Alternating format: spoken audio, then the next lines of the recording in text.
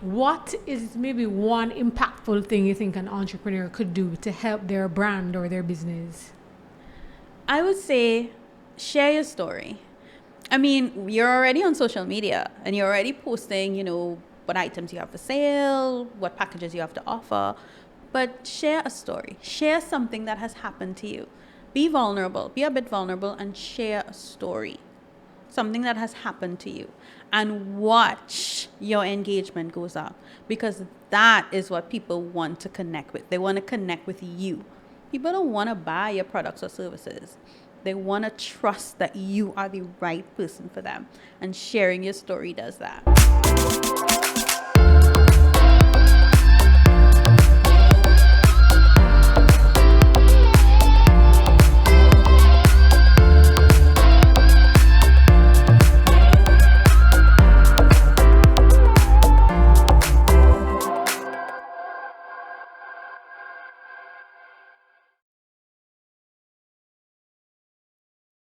Hello, everyone. Welcome to another episode of Yourpreneur. Today, I will be interviewing Carla Williams-Johnson. Carla is the founder, CEO, media communication specialist at Carli Communications. I'll let Carli tell us a little bit more about her business and about where the name came from. Thank you so much. Thank you for having me. Well, as I mentioned, everyone calls me Carli because the name of my business is Carli Communications, and I help business owners and entrepreneurs increase their visibility through the creative uses of the media. And by that, I mean I help you show up where you need to show up so you can connect with the right people. And yes, there is a little bit of a story behind the name Carli. Carli is actually what my dad called me, rest in peace. Before he passed away, that was his, pet name. He used to call me. And when I created my business, my father was the first entrepreneur of my family. So when I first started my business, I was like, oh, I have to pay homage to him somehow. So the name Carli Communications, is really an homage to him. That's a beautiful story. So, Carli, It's fine. how did you get into this business? Is it straight out of school you started the business, or how did it start? I have always had a love for advertising, marketing, communications, and I think I have worked on every advertising agency here in Trinidad and Tobago because I always knew I wanted to be in advertising. Right. And people just told me, it's like, you have a knack for being creative and understanding the media and coming up with all these different innovative ideas, and you should open your own business. Now, nobody opening their business. And that I was way scared. I had my daughter to see about, that wasn't going to happen. And then job to job, company to company, I finally made it to a place where I felt like this was something that I had to do. I was working with a company. Those people were a bit of a struggle to work with. And I remember waking up one day and saying, this is it for me.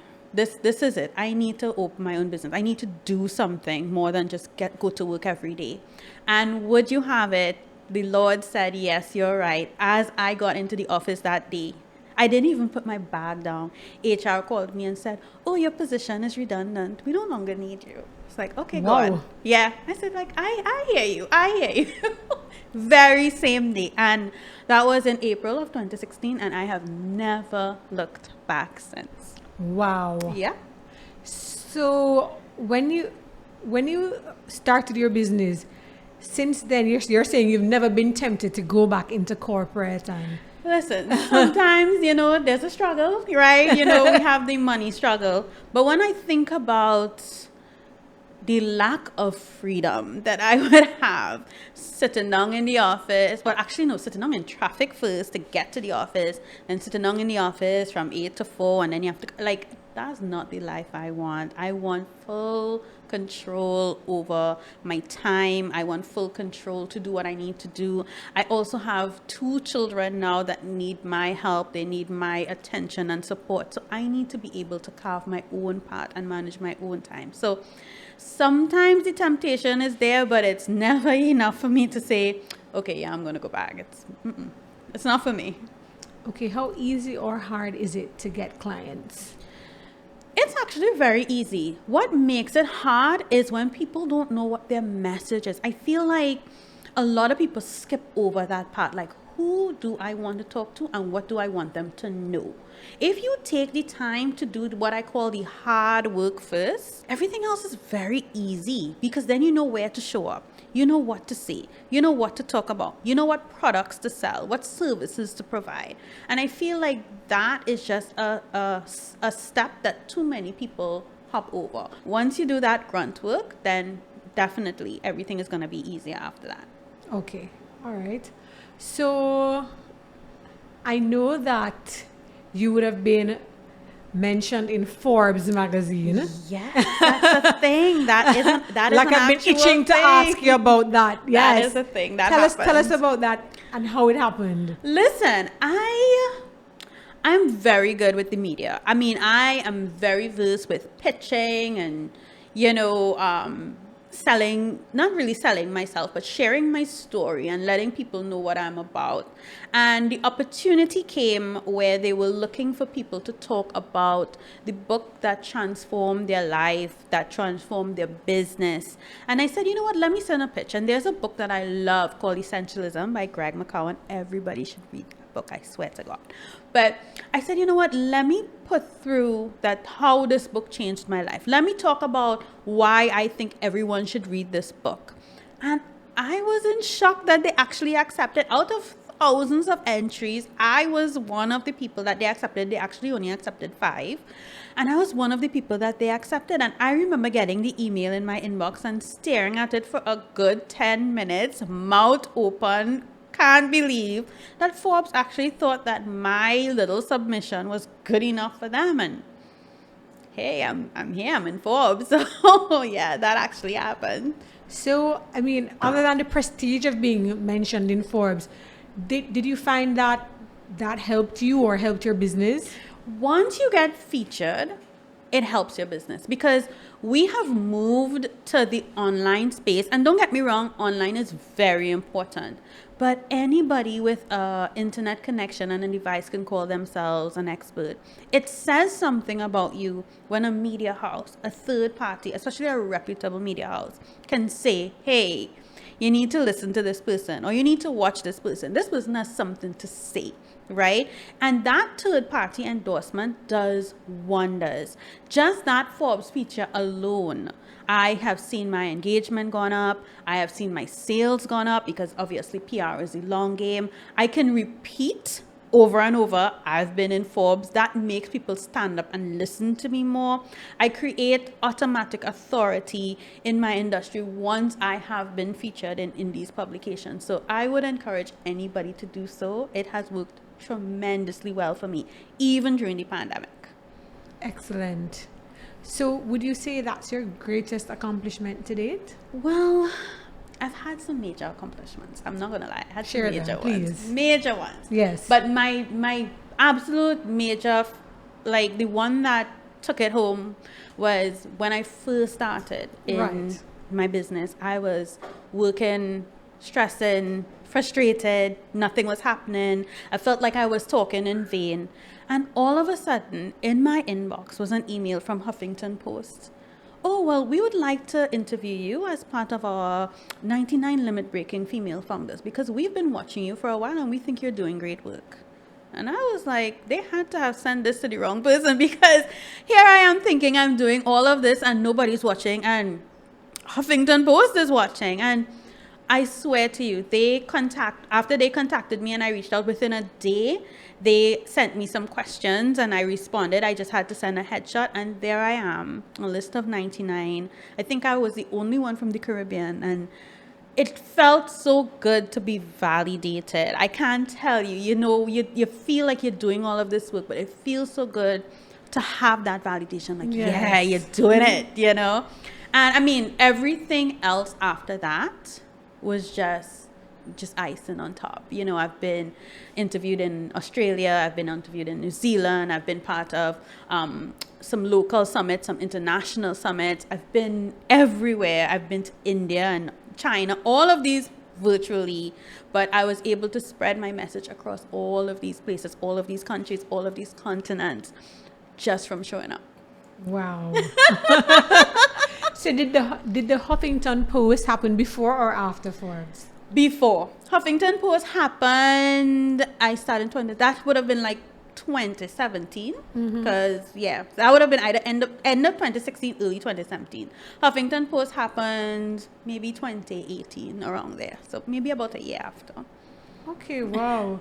So, so having from very early in your career, had being featured in these prominent, newspapers and magazines. What's next? World domination. Am I allowed to say that? Yeah, that's fine. Listen, I am all about building a legacy and building a lifestyle, and I want my Caribbean people to come with me. I feel like we in the Caribbean, we're so restricted by our borders, whether it's our physical borders or our mental borders. We think, we only have to stay in our country, or we only have to stay within our region. I want people to understand that there's a whole world outside there, a whole group of people, a whole audience of people who love us, and they just need to get to know us. I remember I was so scared to put myself out there. I thought I sounded different. I thought I looked different. And then when I started being featured and people heard my accent, they were like, oh my God, what accent is that? And then I started taking pictures of things that we take for granted, like going for doubles, going for bacon shack, going to the beach. People are like, oh my God, I want to be part of your life. I want to see this exotic life that you live. And that's the very thing. The thing that I thought that people would have hated or, ostracized me for, these were the things that people wanted to know more about. And that's what I want my Caribbean people to understand. Embrace what makes you different and take it to the world. The world wants to hear what you have to say. That's excellent advice. So, what has been some of your greatest challenges during the pandemic? I think a lot of people were filled with fear, especially in the earlies, a lot of uncertainty. And one of the things that usually happens whenever there's a downturn is that the first thing they cut is marketing. The first thing. That has been forever. And one of the things is that I had to encourage people to understand, yes, your marketing budget may not be as great as you would like it to be, but there's so many things that you can do. A great strategy and a limited budget could work wonders. So it's not a matter of staying quiet. It's a matter of, how do I use the resources that I have to get people to know more about me? So when the pandemic hit, I saw that as an opportunity to show up, because I knew people needed to hear what I had to say, and I knew people needed advice and they needed help. So that's when I really turned on the PR machine. That's when I was featured all over the place. That's when I, was guest blogging and guest hosting and being interviewed, because I knew people wanted to hear me.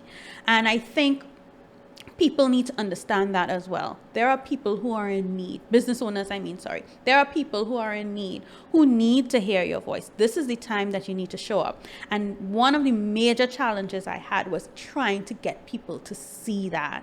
Right? You are important. This pandemic is not going to do you in.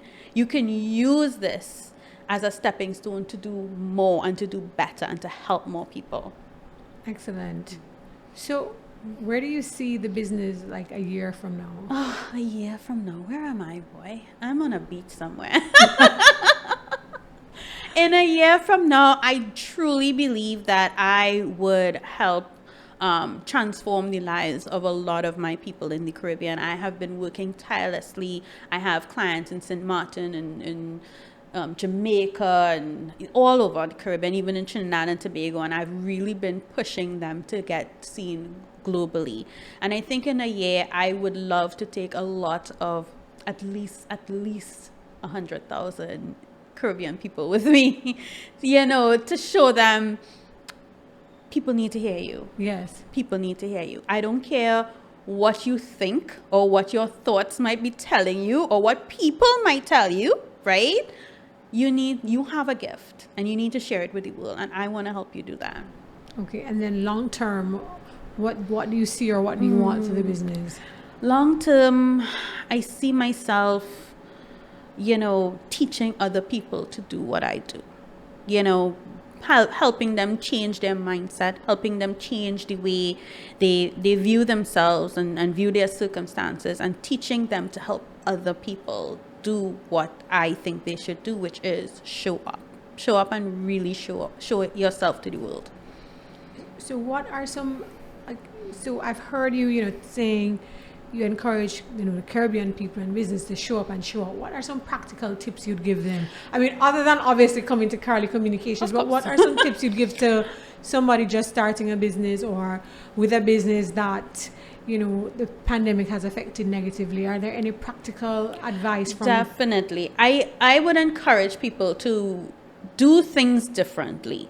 What you've been doing before is no longer helping. It's no longer serving you. So you need to do things differently. You need to think out of the box.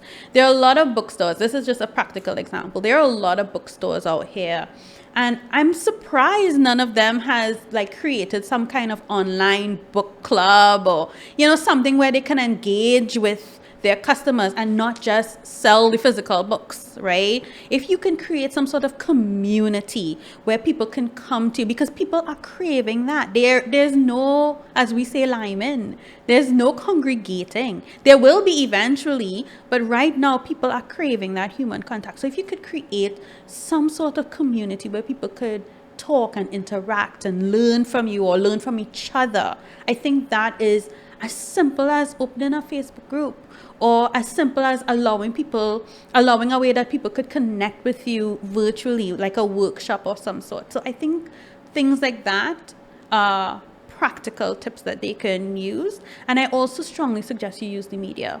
The media is dying to feature experts. They are dying to talk about people and have you share your story and your knowledge and your experience with other people. They are dying for that content. So reach out to them and tell them, you have something to say, and 9 times out of 10 they'll say yes. Okay, that's insightful. That's actually really insightful. So, you've been in business from 2016. Mm-hmm. So you have quite a few years of experience under your belt. Mm-hmm. When you look back, is there anything you would have done differently? No. I've thought about it many, many times. And honestly, every single thing that I have gone through, bad and good, has brought me to this point, right? Bad has taught me the lessons. They've taught me what not to do. And good is always good, right? But I wouldn't change a thing. Wow. So, Carli, what do you think differentiates you from another marketing expert? What's your unique value proposition? When I first started my business, one of the things I absolutely hated was people who would come to us and they just want to do this and they want to do that because a sales rep recommended this particular media house. And I was like, this is not going to do anything for you. And what I realized is that a lot of these marketing experts, these sales reps, these people would use other business owners' lack of knowledge to their advantage. So they would put them in different articles, in different media, in different forms of advertising, but it wasn't best suited for them. They were basically wasting money because their ideal client were not watching this particular show or stuff. Okay. And I hated that. I totally hated that because I'm like, people work hard for their money. They need to know how to invest it to get the best returns. And that's why I created my business. And I think that's what separates me from the rest. I am not going to promote something just because I can get something out of it. I'm going to promote something because it's right for you and it's the best investment for you. And one of the fabulous things about me is that I think out of the box. So when you come to me, you're not just getting PR only or media only. You're going to get a comprehensive strategy filled with innovative ideas that you didn't even think of to help you promote your business. So I think that's one of the things that really sets me apart. As a friend of mine said, he said, I see people selling, LinkedIn courses and Instagram courses and all these little things. But you, Carla, you put it all together. You are the person that takes all the pieces of the puzzle and puts it all together so it makes sense. And that's what I promise my people.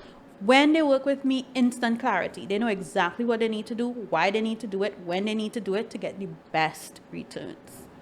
Okay. All right. And so for, a brand new entrepreneur up and coming, what advice would you give them from a marketing and advertising perspective? One of the things I would definitely say is don't think that you need to do this alone. Somehow when we got into entrepreneurship, somebody said, hey, this is a one-man show, this is a one-woman show, you have to do it all yourself. And that is not true. We need people. We need people to help us.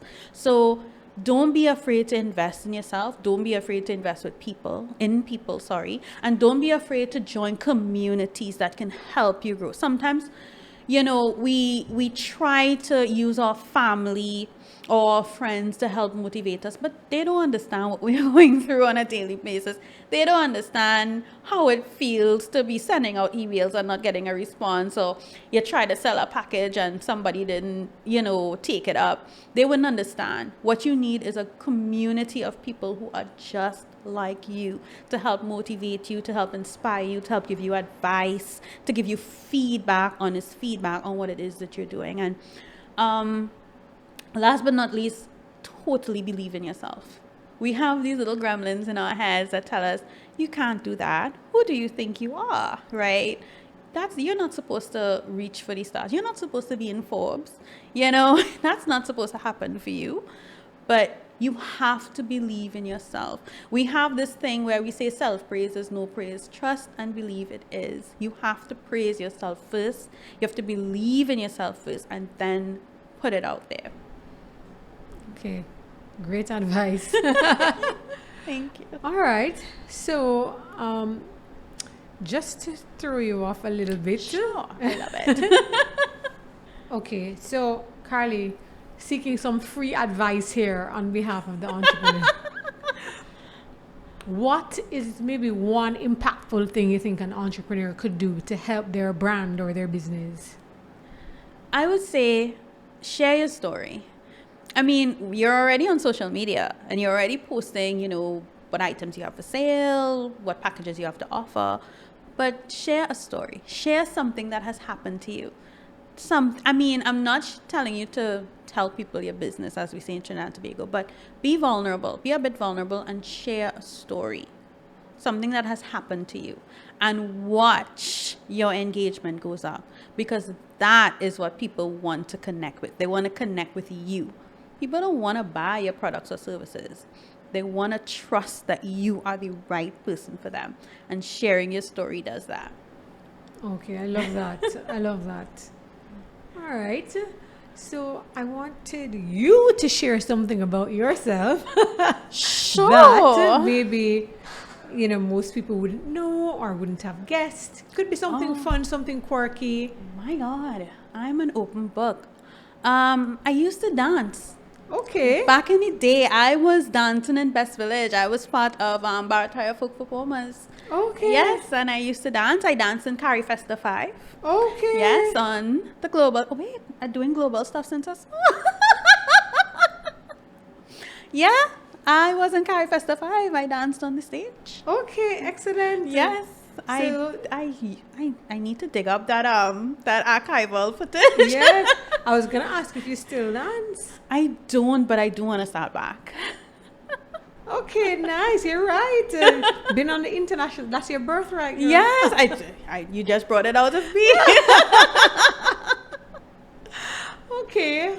Well, Carli, it was an absolute pleasure hearing your story and your advice and your experience. Thank you for having me. And you really are an inspiration. And you're making, Trinidad and Tobago stand out. Yes. On the map. Yes. As my daughter said many years ago, she said, you can't make waves standing in one spot. She said that. Yeah, she said that to me, and that has stuck with me ever since. So I am out here making waves. Wow. Okay, excellent. Thank you for joining us for another episode of Yourpreneur. Today I had the distinct pleasure of interviewing Carla Williams-Johnson. Carla has truly made her mark on behalf of Trinidad and Tobago and as a marketing and advertising expert. So I'm sure you learned a lot from Carla's interview, and I look forward to seeing you on another episode of Yourpreneur. Take care.